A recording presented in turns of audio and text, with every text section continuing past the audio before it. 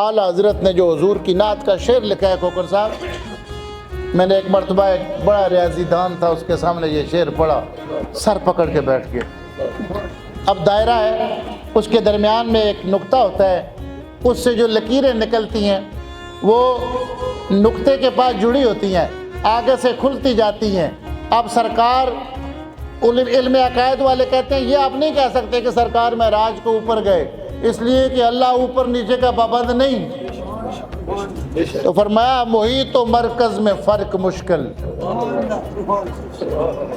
رہے نہ فاصل خطوط واصل۔ سبحان اللہ، محیط و مرکز میں، یہ ذرا مشکل ہے، چھوٹے بچوں کو سمجھ نہیں آئے گا، حاجی صاحب جیسے پڑھے لکھے لوگوں کو سمجھ آئے گا۔ کیا محیط و مرکز میں، محیط دائروں کو کہتے ہیں، اس کا ایک مرکز ہوتا ہے، نیچے سے وہ واصل ہوتے ہیں، آگے سے فاصل ہوتے ہیں۔ کہتے ہیں یہاں تو سمجھ ہی نہیں آتی اس دائرے کی، اور دائرہ کہتے ہیں جو اس طرح گول ہوتا ہے، چکر میں ہوتا ہے۔ کہا محیط و مرکز میں فرق مشکل، رہے نہ فاصل خطوط واصل، کمان حیرت میں سر جھکائے۔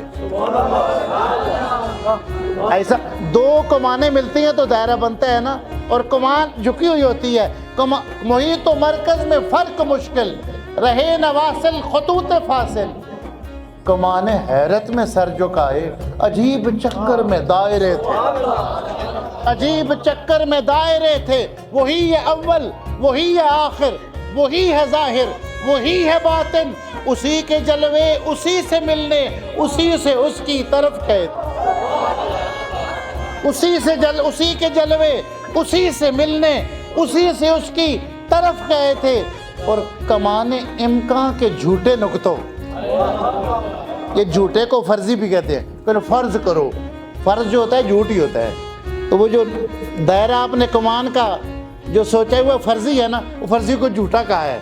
کمان امکان کے جھوٹے نقطوں، تم اول آخر کے پھیر میں ہو، محیط کی چال سے تو پوچھو کدھر سے آئے کدھر گئے تھے۔